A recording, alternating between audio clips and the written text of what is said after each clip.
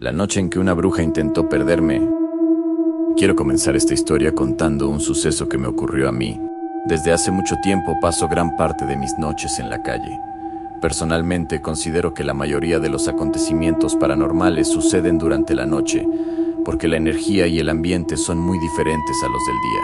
En el pueblo donde vivo existen muchas leyendas relacionadas con personas que practican la brujería. Se dice que hay mujeres que llevan décadas dedicándose a este arte. Algunas, según cuentan, lo hacen con buenas intenciones y otras con fines completamente opuestos. Una noche me encontraba reunido con unos amigos. Mientras conversábamos, comencé a sentir que el ambiente cambiaba. La atmósfera se volvió pesada, el aire era diferente y había una sensación difícil de explicar. Ya eran aproximadamente las 2 de la mañana cuando decidí regresar a mi casa. Me despedí de mis amigos y emprendí el camino. Para llegar debía cruzar un callejón y luego caminar por una calle recta hasta la vía principal, donde estaba mi hogar. Comencé a caminar mirando siempre hacia el frente. Caminaba y caminaba, pero tenía la extraña sensación de que no avanzaba. El camino parecía alargarse cada vez más. Seguí caminando durante lo que parecían interminables minutos. Ya me sentía cansado y, cuando me detenía para mirar a mi alrededor, me daba cuenta de que seguía exactamente en el mismo lugar. Era como si no hubiera avanzado ni un solo metro. Intenté una y otra vez seguir adelante, pero el miedo y la desesperación comenzaron a apoderarse de mí. Solo repetía en mi mente: tengo que llegar a la calle principal. Tengo que salir de aquí. Entonces pensé que alguien estaba intentando perderme, hacer que nunca encontrara el camino. Cerré los ojos y empecé a repetir varias oraciones que he aprendido con el paso de los años. No entraré en detalles sobre cuáles eran, porque cada persona vive su espiritualidad de manera diferente. Continué caminando con los ojos cerrados mientras repetía una y otra vez aquellas oraciones. Después de unos instantes, sentí una extraña sensación de calma y calidez. Cuando abrí los ojos, estaba justo en la calle principal. Todo había vuelto a la normalidad. Incluso pasaron varios vehículos y por poco uno de ellos me atropella al cruzar la calle. Llegué a mi casa completamente agotado, como si hubiera caminado durante horas. Sentía que, en aquel lugar, el tiempo se había detenido. Entré a mi casa sin prestar atención a ciertas enseñanzas que siempre me habían dado sobre cómo entrar después de la medianoche.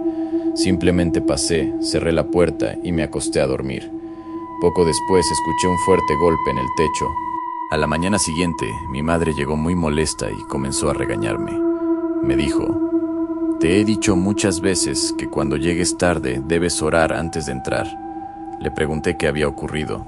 Entonces me contó que, durante la madrugada, escuchó un fuerte golpe en el techo. Después, sintió que algo la levantaba de la cama, pero no podía abrir los ojos. Cuando finalmente lo logró, estaba suspendida en el aire, muy cerca del techo de la habitación. Asustada, cerró los ojos con fuerza y comenzó a orar. Mi madre es una persona profundamente creyente y no dejó de rezar hasta que sintió nuevamente el contacto con la cama. Cuando logró incorporarse, vio que eran aproximadamente las 3:30 de la madrugada. Salió inmediatamente de su habitación para comprobar que yo estuviera bien. Con el paso del tiempo, tuve la oportunidad de hablar con una persona que practica la brujería y le conté todo lo que había sucedido. Según ella, aquello que me había impedido avanzar probablemente era una bruja que estaba jugando conmigo. Me explicó que, según sus creencias, estas entidades se alimentan del miedo y del temor de las personas, y que mientras más miedo sienten sus víctimas, más fuerza obtienen. También me dijo que lo más probable era que no hubiera podido seguir molestándome después de entrar a mi casa, porque mi madre es una persona que ora constantemente por su familia. Según sus palabras, las oraciones de mi madre formaban una especie de protección espiritual a mi alrededor. Además, me aconsejó que dejara de estar hasta tan tarde en la calle sin algún tipo de protección espiritual. Incluso me enseñó a elaborar ciertos amuletos que, de acuerdo con sus creencias, sirven para protegerse. Donde yo vivo son muchas las historias sobre personas relacionadas con la brujería. Y esta fue la ocasión en que, según lo que viví y lo que después me explicaron, una bruja intentó perderme. Fantasma en la carretera. Buen día. Escribo desde mi ciudad natal, Tijuana, BC, México. Esta ocasión platicaré sobre una situación la cual me ha causado el mayor miedo que me ha recorrido la piel, al grado de convertirse en un terror. Para ponerte en mayor contexto te diré lo siguiente. En mi ciudad existe un viejo cementerio, llamado Monte de los Olivos. Te invito a buscarlo en Google Maps, el cual fue cortado para darle paso a una autopista, por lo que el cementerio quedó dividido. Mientras hacían los trabajos de la vía, se podía observar cómo se fragmentaba dicho lugar, mientras los cuerpos sepultados eran molestados de su descanso. Brazos, piernas, torsos y cabezas sobresalían de las excavaciones hechas por la maquinaria. Aún hoy es surrealista pasar por ahí y ver cruces y sepulturas a ambos lados de la carretera. Esta autopista está marcada por una subida pronunciada que, cerca de su cúspide, tiene una curva muy cerrada. Del lado de la subida existe un barranco antes de llegar al cementerio. Del lado de la bajada, la curva demarca la fosa común, el lugar donde arrojan a los cuerpos no reclamados o aquellos cuyos familiares no tuvieron recursos para una sepultura digna. Este punto carretero es clave en mi relato, el cual, después de esta introducción, comenzaré a contar. Ocurrió en enero de 2024. Mi novia y yo quedamos de ir a comer hamburguesas a un restaurante muy conocido.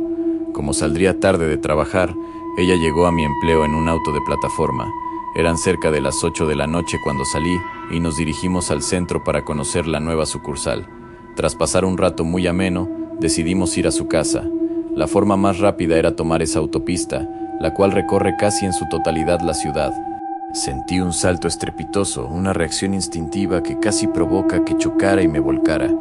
Mi voluntad se impuso para retomar el control del auto, a pesar del terror que recorría mi ser. Mi novia se dio cuenta de que algo andaba mal y me preguntó, ¿dónde está?, como adivinando que algo nos acompañaba. Le contesté, está en el asiento de atrás, pero ella no la veía. El tramo no era mayor a 300 metros, pero para mí duró una eternidad. Justo cuando el panteón estaba por terminar, sentí su gélida y esquelética mano sujetar mi nuca. Mi terror se multiplicó por completo. Fue entonces cuando mi novia gritó, «No tienes permiso de estar aquí, lárgate». En ese momento dejé de verla por el espejo, pero aún la sentía sujetándome. Supongo que mi cara era un libro abierto, pues mi novia me tocó la cabeza y me sobó la espalda para tranquilizarme. Ella me dijo que no pudo ver nada, pero sintió con claridad que algo me estaba alterando. Yo, por otro lado, no he sido capaz de olvidar aquel terrorífico encuentro, el cual hasta el día de hoy me condena a evitar imperativamente ese tramo carretero. El viejito de la silla de ruedas. Cuando trabajaba en prevención de pérdidas para un Sam's Club, me asignaron al cuarto de monitoreo. Desde ahí coordinábamos la seguridad y recibíamos correos internos de todo grupo Walmart con alertas de robos. Sin embargo, una mañana llegó un reporte inusual desde una tienda en Saltillo. Adjuntaba un escrito perturbador y un video de las cámaras de seguridad que nos dejó a todos los monitoristas del país helados frente a nuestras pantallas. El reporte explicaba que, a las 5 de la mañana, el primer gerente llegó a la entrada de personal y tocó el timbre. El guardia nocturno jamás respondió. Preocupados, esperaron al gerente general, quien usó su llave para abrir. Al investigar el silencio sepulcral de la tienda, hallaron al vigilante escondido en un cubículo del baño. Estaba en posición fetal, temblando descontroladamente sobre el piso e inconsolable de puro terror. En cuanto vio a los ejecutivos, el hombre exigió firmar su renuncia inmediata. Solo repetía entre sofocos y lágrimas una frase espeluznante. El viejito de la silla de ruedas trae un cuchillo». Confundidos, los gerentes fueron a revisar las grabaciones de la madrugada para entender el colapso del empleado. Lo que descubrieron en ese metraje fue la razón por la que nos reenviaron el correo preguntando, ¿ustedes qué opinan? En el video se veía al guardia haciendo su recorrido entre los pasillos oscuros. Al llegar al área de electrónica, de pronto se congeló por completo. Tras permanecer paralizado unos segundos, reaccionó como si recibiera una descarga eléctrica y comenzó a correr desesperado, esquivando exhibidores, y detrás de él, a toda velocidad, lo perseguía una silla de ruedas completamente vacía que le pisaba los talones en cada esquina. La grabación terminaba justo cuando el hombre lograba encerrarse en los baños. El guardia jamás regresara a la tienda, ni siquiera se presentó a cobrar su finiquito. Yo, intentando buscar una explicación lógica, Respondí al correo sugiriendo un montaje. Tal vez el guardia ató un hilo de pescar invisible a su cinturón para arrastrar la silla y fingir un susto. Pero la respuesta que me enviaron desde Saltillo me erizó la piel por completo. Me contestaron: pensamos lo mismo, pero analiza las ruedas. Cuando el guardia gira a toda velocidad en las esquinas, la rueda interior de la silla se frena por sí sola para tomar la curva con precisión perfecta. Si la estuviera jalando con un hilo, la silla se habría estrellado con fuerza contra los exhibidores. La física de ese objeto no correspondía a un arrastre. La silla de ruedas estaba maniobrando por su propia cuenta. Nadie en la empresa pudo encontrar una explicación lógica para lo que captó esa cámara. No hubo montaje, no hubo broma, y el guardia prefirió perder su dinero con tal de no volver a pisar esa tienda. Hasta el día de hoy me pregunto qué fue lo que vio ese hombre en la penumbra del pasillo y qué entidad invisible manejaba esa silla de ruedas persiguiéndolo con un cuchillo en la oscuridad. Una bruja se robó a mi primo. A los 12 años vivía en un pueblo pequeño, cercado por un bosque denso y oscuro. Nadie tenía permitido entrar ahí, salvo los cazadores. De niño no entendía el porqué de esa prohibición, hasta la noche en que mis padres trabajaron hasta tarde y mis primos y yo nos quedamos en casa de mi abuela. Éramos 5 niños solos. Esa noche, la advertencia del bosque cobró sentido. Mi abuela salió un momento a ver a una vecina y nos encargó no abrirle a nadie. A los pocos minutos, 3 golpes secos retumbaron en la puerta principal. Mi primo mayor, de 15 años, preguntó quién era. Nadie contestó. De pronto, un rechinido lento y áspero comenzó a sonar en la puerta trasera. Algo con garras largas estaba rascando la madera, intentando abrirse paso hacia nosotros. Pensamos que era un animal salvaje y no le dijimos nada a mi abuela. Al día siguiente ella enfermó y tuvieron que llevarla al hospital. Nos quedamos solos otra vez. A la 1 de la mañana, un peso enorme comenzó a caminar sobre las láminas del techo. Escuchábamos las pisadas lentas, pesadas, como si algo cuadrúpedo estuviera acechándonos desde arriba, buscando una grieta para entrar. A las 2 de la mañana, un grito desgarrador retumbó desde la espesura del bosque. Era un aullido humano mezclado con el chillido de una bestia. Mi primo mayor cometió el peor error de su vida. Abrió la puerta e ingresó a la penumbra para asomarse. Escuchamos el crujir de la hojarasca, un forcejeo brutal y el grito ahogado de mi primo intentando zafarse de las garras de algo. Al asomarnos por la ventana, vimos a una anciana decrépita, de piel pegada al hueso y ropa mugrosa. Tenía a mi primo encorvado, sujetándolo con una fuerza descomunal. «Si lo quieren de vuelta, me tienen que dar una vida que valga lo mismo», gruñó con voz rasposa antes de arrastrarlo a la oscuridad del monte. Aterrados, llamamos a nuestros padres para pedir auxilio. Mis padres revelaron la verdad. En ese bosque habitaban brujas que usaban niños para rituales. Los días siguientes fueron una pesadilla visceral. Los pájaros se estrellaban contra las ventanas rompiéndose el cuello y los perros del pueblo aparecieron muertos de la noche a la mañana. Desesperada, mi abuela compró un potrillo y lo dejó como pago en el límite de los árboles. Al día siguiente, mi primo apareció tirado en la entrada del bosque. Estaba vivo, pero con la mirada vacía, sin hablar ni reaccionar. Un curandero lo revisó y nos dio la peor noticia.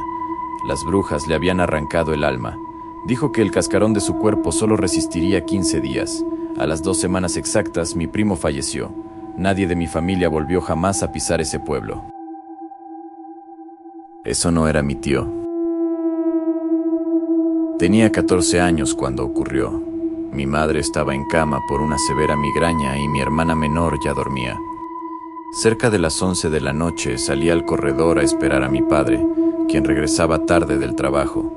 Me senté en el sillón con mis audífonos puestos, viendo videos para no dormirme. El silencio de la noche era absoluto, hasta que la temperatura descendió de golpe. Un frío helado me caló los huesos. De pronto, atravesando la música de mis audífonos, escuché un grito desgarrador pegado a mi oído. Era un llanto macabro, como el de alguien que padece el dolor más profundo. Salté del susto y miré a todos lados, pero no había nadie. A medida que el aire se volvía más gélido, aquellos sollozos continuaron resonando, alejándose lentamente hacia la penumbra. En ese instante, la luz de la calle se apagó. Sumida en la oscuridad y el frío sepulcral, sentí la presión física de 2 manos gélidas sujetándome el brazo. La luz regresó de golpe cuando mi padre abrió el portón. Desorientada y asustada no le dije nada y preferí irme a mi cuarto, pero el horror de esa madrugada apenas estaba comenzando. A las 3 de la mañana me desperté para ir al baño. Al salir a la cocina, usando solo la linterna del celular, noté que la puerta del corredor estaba abierta de par en par. Pensé que mi padre seguía despierto, pero no había nadie afuera. Intenté cerrarla y de la nada, la puerta se azotó con una violencia brutal contra el marco. Me giré asustada hacia la cocina y me congelé. Frente al refrigerador había un hombre alto, delgado y de cabello canoso, bebiendo un vaso de leche. No era una sombra, se veía totalmente real. Al observarlo bien, reconocí su rostro por las fotografías familiares. Era mi tío, quien llevaba más de 10 años fallecido. Aterrada, caminé hacia mi cuarto sin emitir un solo sonido. Al acostarme, mi cuerpo se paralizó. En la entrada de mi habitación vi erguirse una sombra negra y monumental. La entidad caminó lentamente hacia mi cama mientras una ráfaga de aire helado me envolvía. Cerré los ojos e inmóvil sentí como unas manos espectrales me acariciaban el rostro y el cabello, mientras una voz incomprensible me susurraba al oído. Desperté a las 6 de la mañana, helada, pálida y con una fiebre abrasadora.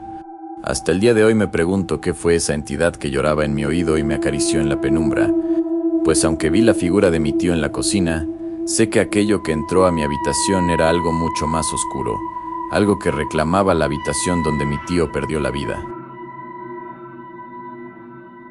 Esa cosa no es mi hermana. Tenía como 7 años cuando falleció mi tía. Todo en la familia era tristeza y tensión. Para despejarnos fuimos a cenar a casa de mi abuela. Llegamos como a las 10 de la noche. La atmósfera en la casa era pesadísima. Mientras cenábamos vi una sombra negra cruzar la puerta del cuarto de mi abuelo. Me dio un escalofrío en la espalda, pero me convencí de que solo era mi imaginación. Para cambiar el ambiente convencí a mi hermana de quedarnos a dormir ahí. Le rogamos a mi mamá y aceptó dejarnos hasta la noche siguiente. Nos acomodaron en unos sillones de la sala, justo al lado del comedor. A las 2 de la mañana me desperté de golpe. La luz de la luna entraba por la ventana y alcancé a ver una silueta parada frente a mí. Pensé que era mi hermana. Al mirarla bien, el cuerpo se me congeló. Tenía la estatura y la ropa de mi hermana, pero su cara estaba deforme, alargada como de hule. Sus ojos eran enormes, negros, con unas pupilas gigantes que me clavaban la mirada en la penumbra. Su boca era solo una rendija diminuta, casi inexistente. Aunque su rostro era una monstruosidad, habló usando exactamente la voz de mi hermana. Detrás de la casa de mi abuela hay un taller mecánico oscuro y enorme. Aquella cosa, parada bajo la luz de la luna, me sonrió de una forma extraña y me dijo con esa voz conocida: «Vamos allá atrás a buscar duendes». Yo estaba confundido y aterrorizado. Sin pensar mucho le respondí torpemente: «Pero si a ti te da mucho miedo ir allá atrás en la noche». En cuanto dije eso, la figura no parpadeó. Se quedó en silencio sepulcral y comenzó a moverse de lado, flotando lentamente hacia la oscuridad total del comedor hasta desaparecer. Un segundo después escuché la voz de mi verdadera hermana justo a mi lado, acostada en el sillón, diciéndome molesta: «Ya cállate, quiero dormir». Un sudor frío me cubrió por completo. Entendí que esa cosa llevaba rato parada frente a mí mientras mi hermana dormía plácidamente a mi lado. Casi sin poder respirar, me cobijé hasta la cabeza y me quedé inmóvil, rezando para que no volviera de la oscuridad. Pasaron los años. Hoy yo estoy en la preparatoria y mi hermana en la universidad, pero hay un detalle perturbador que me quita el sueño todas las noches. Mientras más pasa el tiempo y mi hermana va creciendo, sus rasgos faciales están cambiando. Su cara se ha ido alargando y sus ojos se ven extraños bajo cierta luz. Cada vez que la miro de frente en la penumbra, me entra un pánico visceral al darme cuenta de algo horrible. Con los años, mi hermana se parece cada día más a esa monstruosa cara que vi parada en la ventana. Los animales de mi tía aparecieron sin huesos y nadie sabe qué pasó. En Semana Santa fuimos a visitar a mi tía, que vivía sola en una casa de campo rodeada de sus animales. Llegamos de noche, pero pasada la medianoche, un retumbo brutal en el cielo nos despertó a todos. Caía un aguacero salvaje. Mi tía quiso salir a tapar a sus animales, pero no la dejamos por la fuerza de la tormenta. Ninguno imaginaba la pesadilla que se estaba gestando afuera. A la mañana siguiente, los gritos desgarradores de mi tía me levantaron de golpe. Salí corriendo y la vi tirada en el suelo, llorando entre sus animales muertos. Pero al acercarnos se nos heló la sangre. El piso estaba seco, los cuerpos no tenían una sola gota de agua y, al tocarlos, se sentían como trapos viejos. No tenían hueso alguno, les habían vaciado el esqueleto entero. El miedo nos aplastó. Mi tía no podía ni hablar del impacto. Para calmarla un poco, decidimos ayudarle a escarbar tumbas y enterrar a sus animales, gallinas, conejos, chivos y puercos. El último era el caballo, el más grande de todos. Entre varios lo agarramos de las patas para arrastrarlo hacia el pozo. Pesaba muchísimo, pero mientras lo jalábamos, algo horripilante ocurrió. La panza del caballo empezó a moverse violentamente por dentro, como si algo estuviera atascado en sus tripas. Lo soltamos de golpe. De la nada, un líquido blanco, denso y viscoso comenzó a brotar a borbotones por sus ojos, nariz y boca. Caía a la tierra formando un charco espeso. Agarré una vara para picarlo y ver qué era esa porquería, pero el líquido reaccionó. Esa baba blanca se juntó de golpetazo en un solo bloque y comenzó a arrastrarse con fuerza por la tierra, buscándonos. Todos pegamos un grito y corrimos a toda prisa hacia la casa. Cerramos la puerta de golpe con el corazón en la garganta. Pensamos que ahí estábamos a salvo, hasta que vimos que esa cosa viscosa comenzó a filtrarse de golpe por debajo de la puerta. El pánico fue total. Entendimos que no había forma de detener a esa porquería. Sin pensarlo 2 veces, un tío sacó un encendedor y le prendió fuego al sillón de la sala. Mi tía gritó desesperada, pero al ver la masa blanca entrar, corrió con nosotros. Salimos hecho la moca por la puerta trasera, nos trepamos al carro y aceleramos a fondo sin voltear atrás. Por el retrovisor veíamos la casa consumirse entre llamas gigantescas. Nunca supimos qué clase de engendro cayó con esa tormenta, pero acabó con esos animales en minutos. Lo único de lo que estoy seguro es que, si no hubiéramos quemado la casa, ese líquido blanco se habría metido bajo nuestra piel para vaciarnos los huesos a nosotros también.